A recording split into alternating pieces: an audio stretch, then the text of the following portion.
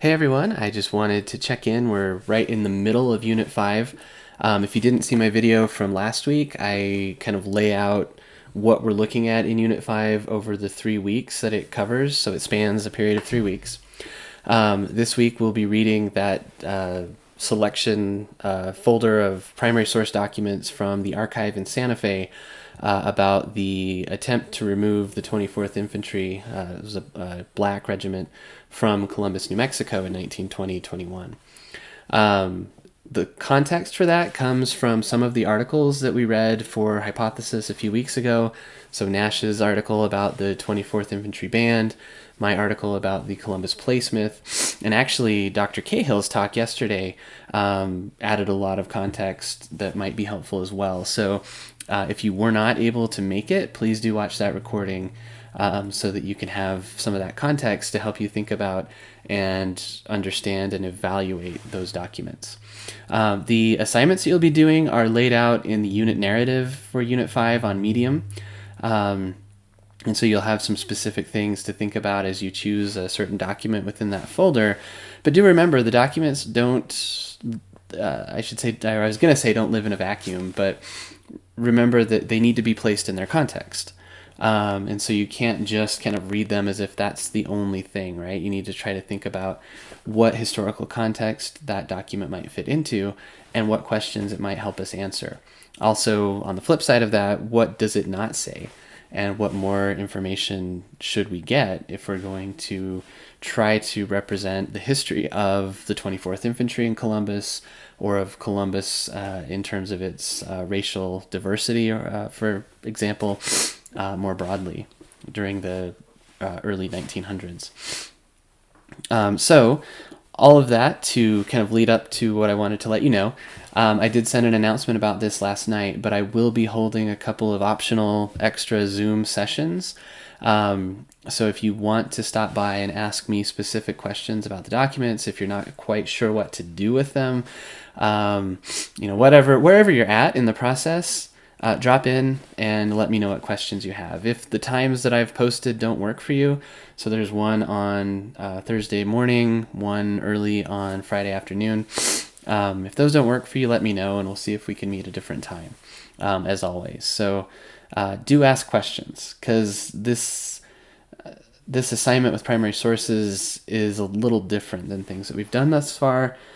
And in some ways, I feel like I've done this somewhat intentionally, but I feel like I've thrown you in a deep end of the historical pool, as it were, with trying to figure out just one folder of primary source materials that we've had some context for. And I think there's some good learning experiences that can come from not having all of the context and all of the answers. So hopefully this is a helpful, valuable assignment for you all. A couple of things I wanted to point out as I read your Medium posts from last week, so the first week of Unit 5. You all had some really great ways of thinking about the distinction between primary and secondary sources, but also why and how we should read them differently than secondary sources. And I liked something that Kyle pointed out.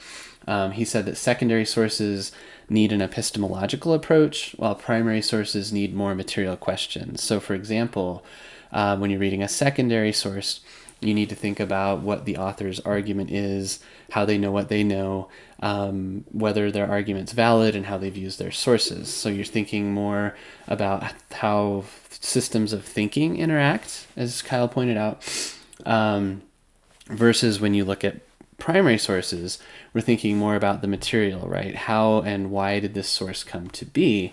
Because those questions will help us delve deeper into the purpose and the reasoning behind the source to help us understand what perspective we're getting, what biases may be there, and what's being left out of those certain perspectives. I think it's also easy for us to think of primary sources as most valuable and or most the least biased, I guess, because they're closest to the event.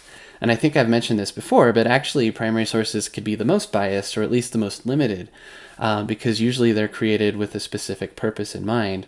If we write a letter to our parents or to a friend or to our children, We have a specific purpose. We're telling them certain things about our experience that we want them to hear, and we're seeing all of these things through our own worldviews, right? We don't present kind of a well-rounded view on world events in the things that we write in that way. And so we have to keep that in mind as we read historical sources as well. Oftentimes, the folks who wrote them were not planning on having anyone else read them. They had a certain intended audience, and they figured no one else was ever going to see this thing. Yet historians in the future, their future, our present, are looking at them to try to figure out what was going on in the past. So again, looking at those kind of material circumstances around the creation of sources.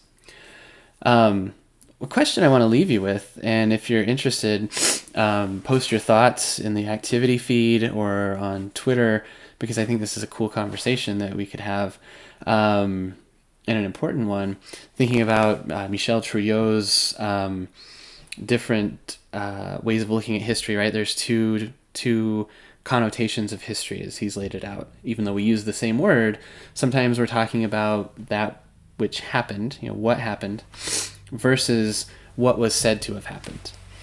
And so my question is, can we ever objectively know what happened? Or are we always stuck with what was said to have happened? And, he's thinking about the ways in which the actors, participants in events are also narrators. We are narrators, and we are looking at the past through certain lenses. Can we ever know with certainty and objectivity what happened? Or are we always looking at what was said to have happened? So that's a question. Please answer that if you're interested on the activity feed. You can just throw your answers in there, and I'd love to hear what you think. All right. Hopefully I'll see a few of you for those Zoom sessions. Hopefully the activities this week are engaging. Let me know what questions you have, and I'll talk to you soon.